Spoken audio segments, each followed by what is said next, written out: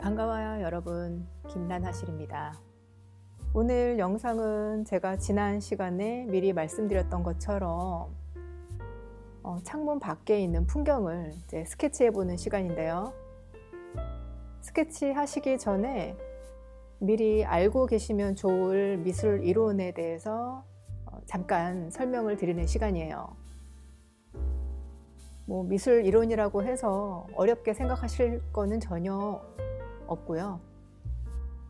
이번에 조금 알아두시면 다음번에 그림을 그리실 때도 좀 써먹지 않을까요? 그죠? 그래서 오늘의 주제는 소실점, 눈높이 이 두 가지에 대해서 그림을 보면서 이미지 사진을 보면서 이야기를 잠깐 해볼게요. 먼저 제가 가지고 온 이미지 사진을 보시면 조금 복잡해 보이잖아요.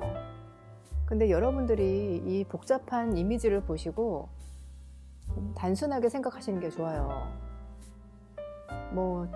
창문이 보이기도 하고 또 창문이 열려 있고 창틀에는 노트도 있고 볼펜도 있고 그리고 창 밖에는 이파리도 많고 이걸 언제 다 일일이 스케치를 하고 있겠어요. 그리고 또 어디서부터 어떻게 시작해야 되는지도 잘 모르겠잖아요.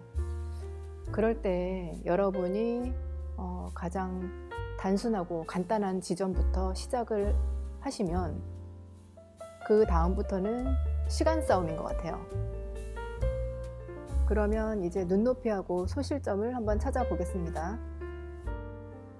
먼저 이미지 사진에 창문이 왼쪽 창문, 오른쪽 창문 두 개가 있는데 왼쪽 창문의 기울기, 선의 기울기를 직선으로 쭉 이어주시면 모이는 지점에 점이 하나 생기게 돼요. 물론 눈에 보이진 않지만 저렇게 점이 하나가 보인다고 가정을 하시고요. 반대쪽 오른쪽 창문도 마찬가지로 선을 이으면 모이면서 생기는 점이 하나 생기죠.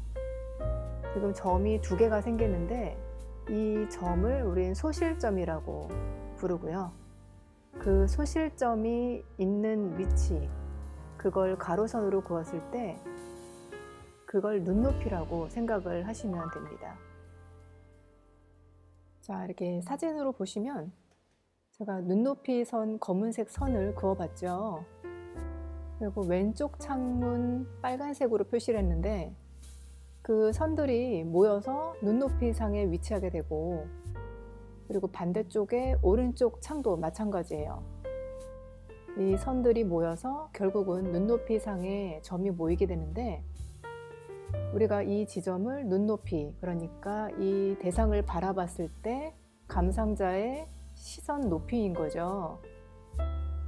그래서 그림을 그리실 때, 처음 시작하실 때 이 눈높이 설정을 미리 해 놓으시고 거기에 맞춰서 창문의 기울기를 먼저 잡아주시면 생각보다 그림을 빨리 쉽게 그리실 수 있어요. 단순한 도형으로 한번 보실까요? 왼쪽에 있는 육면체가 왼쪽 창문, 그리고 오른쪽에 있는 육면체가 오른쪽 창문이에요. 창문이 지금 열려 있기 때문에 기울기가 생기게 되고 그 기울기는 한 지점으로 만나게 돼 있어요. 그걸 우리가 소실점이라고 이야기를 하고 그 소실점은 눈높이 상에서 보이게 됩니다.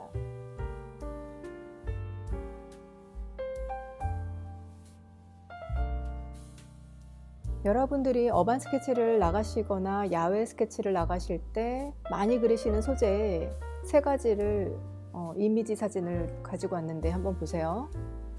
자, 첫 번째 사진을 보시면 창문이 있고요. 그 창문의 각각의 기울기들이 어느 한 지점으로 모이죠. 그래서 모이는 그 점이 소실점이 되겠고요. 그 소실점은 눈높이 상에서 보이게 됩니다. 두 번째 사진은 밖의 풍경인데요. 보시는 것처럼 눈높이 상에 소실점이 보이게 되는 거죠. 지금 이 사진에서 눈높이는 지평선, 지평선으로 이해를 하시면 될 것 같고요. 세 번째 사진도 마찬가지입니다. 먼저 본 사진보다 조금 복잡해 보이기는 하지만 기본적으로 건물이 가지고 있는 방향, 그 기울기의 방향은 눈높이 상의 소실점을 향해서 가고 있어요. 자, 그러면 이제 우리가 직접 창문을 한번 그려볼게요. 먼저 눈높이 선을 그어주시고요. 그리고 창문의 높이를 한번 정해주시는 거예요. 자, 창문의 높이를 정해주시고 눈높이 상에 점을 하나 찍으시고요. 그 선을 창문까지 이어주시는 겁니다.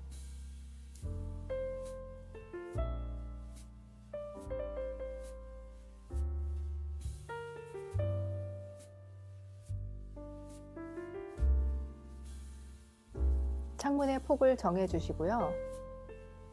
아까 그려진 점선을 이어서 그리시면 열려있는 창문의 형태가 그려지게 됩니다.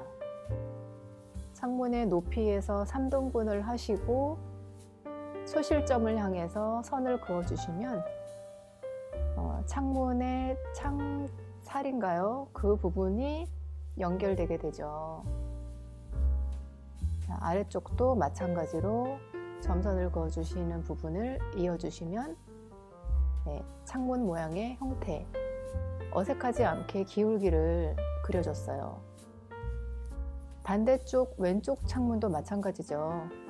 오른쪽 창문과 같은 높이의 창문 틀을 만들어 놓으시고 소실점을 하나를 설정합니다. 오른쪽에 있는 창문보다 왼쪽에 있는 창문은 조금 더 많이 열려 있는 것 같아요.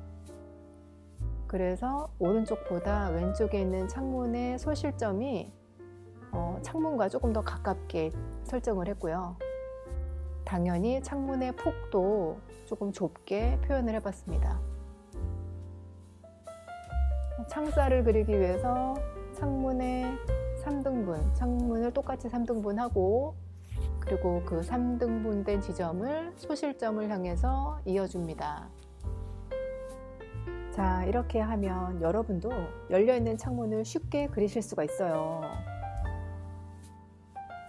오늘 눈높이와 소실점을 이용해서 열려있는 창문을 그리는 법을 설명을 드렸는데요. 이 내용이 마음에 드셨는지 잘 모르겠네요.